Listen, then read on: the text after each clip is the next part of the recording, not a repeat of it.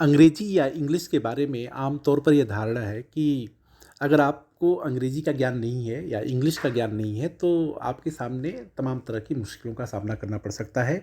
अगर आप देश के किसी भी हिस्से में जहाँ पे हिंदी नहीं बोली जाती है या कम बोली जाती है और वहाँ पे कनेक्टिंग लैंग्वेज के तौर पे अंग्रेजी है तो उसका आना आपके लिए ज़रूरी है।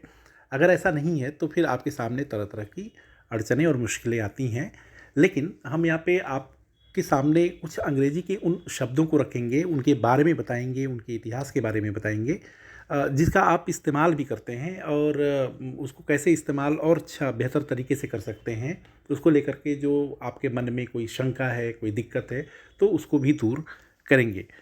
यहाँ पर आज हम बात करेंगे सक्सेस और विक्ट्री की। सक्सेस और विक्ट्री दोनों का अर्थ ये है कि सक्सेस मतलब सफलता और विक्ट्री मतलब विजय। तो विक्ट्री भी एक सक्सेस ही है लेकिन वो स्पेशल काइंड ऑफ सक्सेस है। मतलब विशेष तौर पे अगर कोई कामयाबी आप हासिल करते हैं तो वो विक्ट्री कहलाती है। विक्ट्री का एक मतलब ये भी होता है कि जब आप अपने किसी विरोधी को या आप किसी अपने दुश्मन को पूरी तरीके से परास्त कर दें, मतलब कि उसका नामो निशा खत्म हो जाए, वो वजूद में ना रहे, तो वो विक्ट्री कहलाती है। इसका मतलब एक चीज़ और है कि अचीवमेंट, कामयाबी या किसी मास्टरी हासिल कर लेना, किसी भी विषय पर मास्टरी हासिल कर लेना या कोई बहुत ही बेहतरीन कामयाबी, एक ऐसी कामयाबी जो आप हमेशा हमेशा के लिए याद रखें, उसे भी हम विक्ट्री के दर्जे में रखते हैं। या जब किसी भी संघर्ष के दौरान या कोई कठिन प्रयास जिसमें आपको कामयाबी मिलती है तो उसे भी विक्ट्री कहते हैं। विक्ट्री की बड़ी एक कहानी भी बड़ी अच्छी है कि विक्ट्री से ही एक शब्द जुड़ा जो है कि पिरिक विक्ट्री। आखिर ये पिरिक विक्ट्री क्या होता है?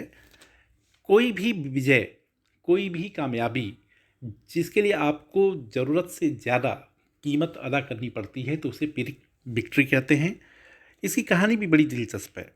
279 बीसी यानी ईसा से 279 साल पहले अगर आज की डेट से कैलकुलेट करें तो करीब करीब 2300 साल पहले एपिरस का एक राजा हुआ करता था जिसका नाम था पीरस। पीरस ने एक 279 बीसी में एक लड़ाई लड़ी एस्कुलम की, और एस्कुलम की लड़ाई में उसको विजय तो हासिल हुई लेकिन उसके लिए उसके कई वफादार सैनिक मारे गए। उसकी सेना बड़े पैमाने पे सेना का नाश हुआ। मतलब कह सकते हैं कि नुकसान ज़्यादा उठाना पड़ा। यानी कि पीरस ने इसको लेकर के एक बात और कही थी कि अगर इस तरह की कोई एक लड़ाई और होती तो शायद उसका पूरी तरीके से खात्मा ही हो जाता। तो कहने का अर्थ है कि जब कोई भी विजय आपको बहुत ही ज़्यादा बड़ी कीमत दे करके हासिल करनी पड़ती है या हासिल होती है तो उसे कहते हैं पिरिक विक्ट्री। इसको आप रिसाउंडिंग विक्ट्री भी कह सकते हैं, इंडिस्प्यूटेबल या नोटेबल विक्ट्री भी कह सकते हैं।